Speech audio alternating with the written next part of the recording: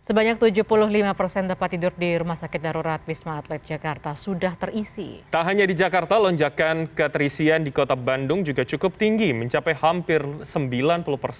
Dari 1.700 tempat tidur yang tersedia, hanya tersisa 200 tempat tidur saja.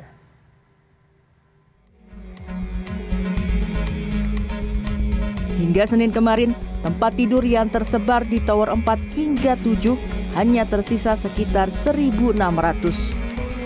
Keterisian tertinggi berada di Tower 5 hingga 84,75% atau tersisa 270 tempat tidur lagi. Tower 4, 5, 6, dan 7 diperuntukkan bagi pasien COVID-19 dengan gejala ringan. Jika lonjakan pasien terus terjadi, Tower 8 akan dialihfungsikan dari sebelumnya hunian bagi tenaga kesehatan menjadi tempat perawatan pasien. Untuk mengantisipasi beban fasilitas kesehatan di ibu kota, sejumlah tempat kini dipersiapkan. Salah satunya adalah Rumah Susun Nagrak di Cilincing, Jakarta Utara. Sebanyak 5 tower yang belum dihuni yakni Tower 1-5 akan digunakan untuk menampung pasien tanpa gejala bila Wisma Atlet Kemayoran tak lagi dapat menampung pasien baru.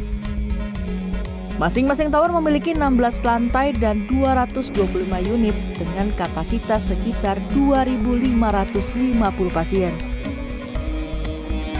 Ada 2 ruangan yang sudah diisi sama tempat tidur, velbed. Selain itu juga kita lihat di sini ada wastafel, airnya sudah berfungsi, kamar mandi, balkon, dan memang terlihat agak minim ya fasilitasnya, tapi memang saya dapat informasi bahwa akan ditambahkan sejumlah lemari plastik, jadi bagi para pasien nanti bisa menaruh barang pribadi, dan kasurnya memang untuk sementara masih pakai velvet yang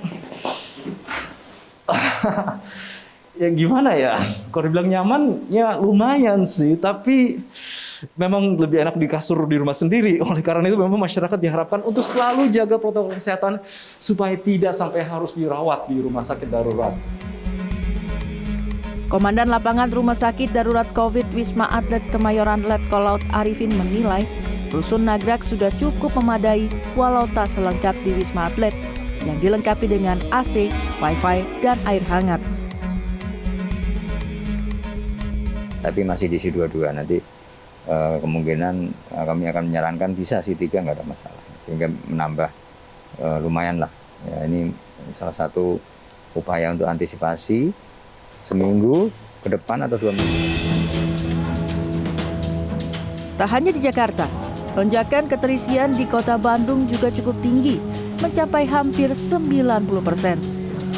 Dari 1.700 tempat tidur yang tersedia, hanya tersisa 200 tempat tidur.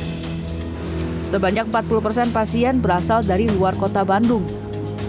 Pada bulan Juni ini, kenaikan pasien mencapai 4 kali lipat dibanding bulan Mei 2021 dengan angka 120 kasus aktif baru per hari. Sebagian besar ada yang sampai 50%, ada yang sampai 70% mengkonversi gitu ya. Kita masih hari ini juga keluar surat edaran dari Pak Wali Kota untuk mengoptimalkan. Skenario berikutnya itu sampai di 40%.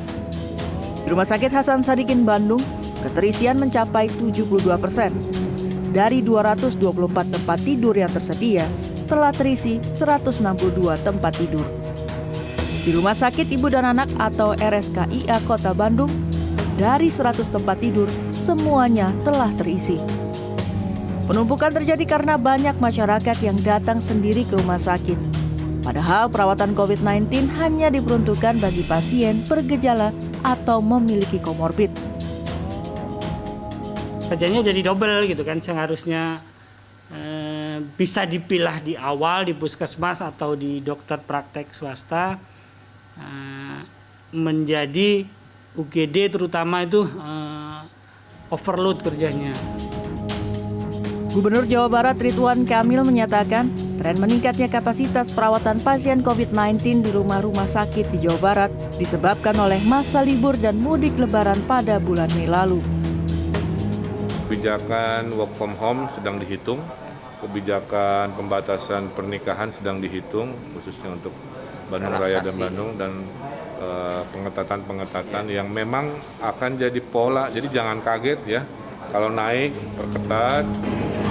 Berdasarkan data Pikobar, hingga Senin sore ketersediaan tempat tidur di Provinsi Jawa Barat berada di 69%. Tim Liputan CNN Indonesia.